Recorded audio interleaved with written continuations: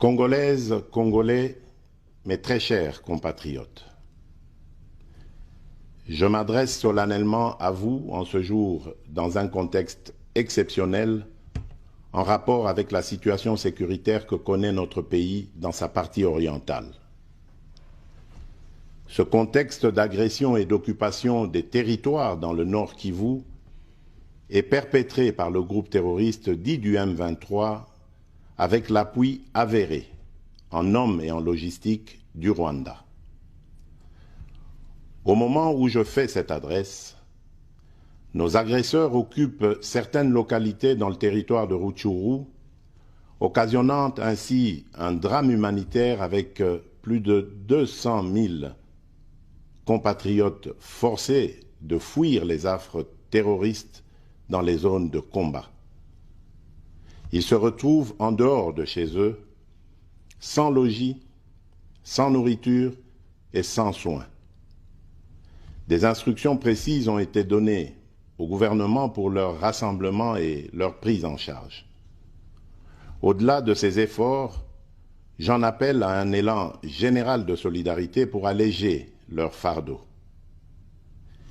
Certes, cette situation n'est pas nouvelle. En effet, depuis plusieurs décennies, des groupes armés nationaux et étrangers écument l'est de notre pays en y commettant des atrocités innombrables sur fond d'exploitation illégale de nos ressources naturelles. C'est ainsi qu'à l'occasion de mon avènement, j'avais été amené à prendre l'engagement devant la nation de rétablir au cours de mon mandat la paix et la sécurité là où elles sont compromises et de les consolider là où elles existent. Sitôt dit, sitôt fait, j'ai sans délai et de bonne foi commencé à développer, notamment avec tous nos 9 pays voisins, une diplomatie de proximité en vue d'établir avec eux des relations de coopération franches, transparentes et de caractère gagnant-gagnant. Avec l'Ouganda, par exemple, nous sommes allés jusqu'à décider de mutualiser nos forces armées afin de combattre ensemble la nébuleuse des ADF, une milice d'origine ougandaise qui cependant n'opère que dans le Nord Kivu. Et aussi, nous avons lancé 2 projets de construction de routes transnationales. Avec le Rwanda, un mémorandum d'entente a été signé dans le commerce de l'or avec une entreprise nationale. Une ligne aérienne a été ouverte à la compagnie nationale rwandaise dans notre pays et un accord de non-double taxation a été signé. Malgré cela, ce pays va nous surprendre en réactivant les terroristes du M23. Alors qu'il avait été défait par les armes en 2013, le M23 va refaire surface en prenant notre armée à court, notamment à Bunagana, cité qu'il occupe depuis le 13 juin 2022.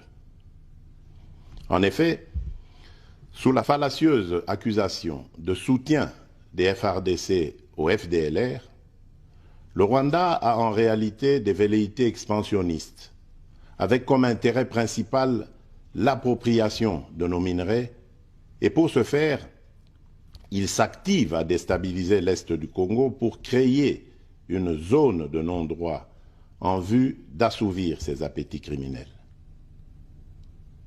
Pour faire face à cette situation, 2 options s'offraient à nous, la diplomatie ou la guerre. J'ai résolu de privilégier la première option, quitte à en venir à la seconde, faute de résultats. L'option diplomatique a donc été mise en œuvre. C'est ici l'occasion pour nous de rappeler que notre attachement à la recherche de la paix par des voies pacifiques n'est aucunement un signe de faiblesse, moins encore un aveu d'une incapacité de notre pays à s'inscrire dans une logique de guerre totale contre tous ceux qui continuent à abuser de notre patience, mais plutôt une expression de notre culture de paix et de notre identité légendaire de peuple hospitalier. C'est ainsi que dès le 20 juin 2022, j'ai pris part aux travaux du 3e conclave des chefs d'État membres de la Communauté d'Afrique de l'Est à Nairobi, au Kenya, qui avait comme agenda l'examen de la situation sécuritaire dans l'Est de notre pays. À l'issue de ce forum, les dirigeants des pays membres de la Communauté d'Afrique de l'Est sont tombés d'accord sur le déploiement d'une force régionale pour imposer la paix dans l'Est de la République démocratique du Congo. Le sommet a appelé à une cessation immédiate de toutes les hostilités à l'Est de notre pays et a demandé à tous les groupes armés, tant étrangers que locaux, à déposer les armes immédiatement et sans condition et à s'engager dans le processus politique. Le 6 juillet 2022, j'ai accepté de rencontrer à nouveau le président du Rwanda, cette fois à Luanda, sous l'égide du président João Lourenço, sous couvert de la Conférence internationale des régions des Grands Lacs africains, la CIRGL.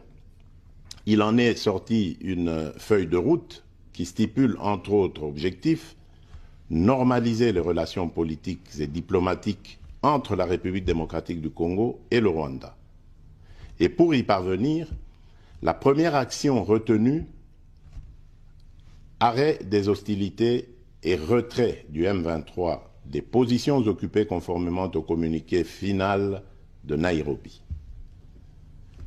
Une fois de plus, aucune avancée sur le terrain de la paix attendue par notre population n'a été observée.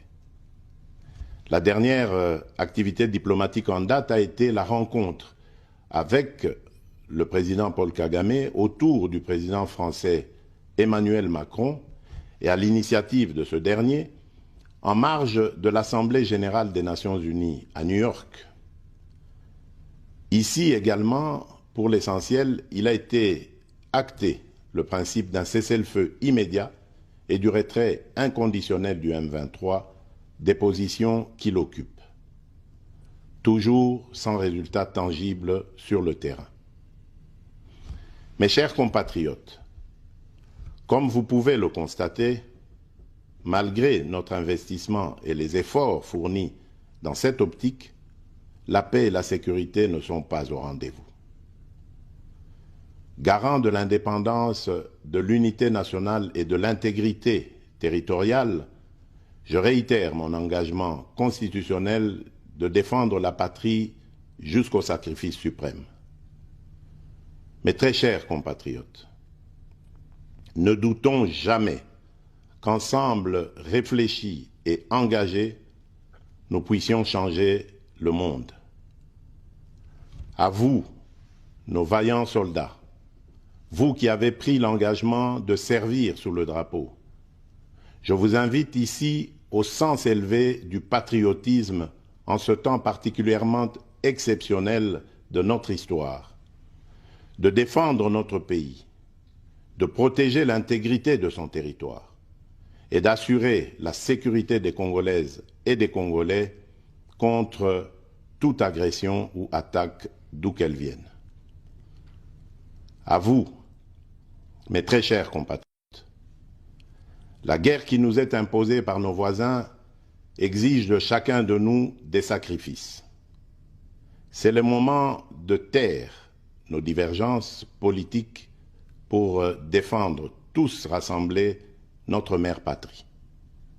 Notre histoire et notre marche commune ont sans cesse démontré que, loin de s'effondrer, notre nation et son peuple ont toujours relevé ce genre de défis et nous en sommes toujours sortis victorieux. Restons tous unis et solidaires derrière nos forces de défense et de sécurité. La situation actuelle, loin de nous affecter, n'est qu'une épreuve de plus que nous allons surmonter pour raffermir davantage notre unité. Au-delà de tout clivage politique, idéologique, religieux et tribal, la défense de la mère patrie est le seul objectif qui doit nous unir en ce moment. Le pays nous appelle. La nation a besoin de l'engagement de toutes ses filles et de tous ses fils. Je vous appelle à ne pas céder aux propos xénophobes et autres discours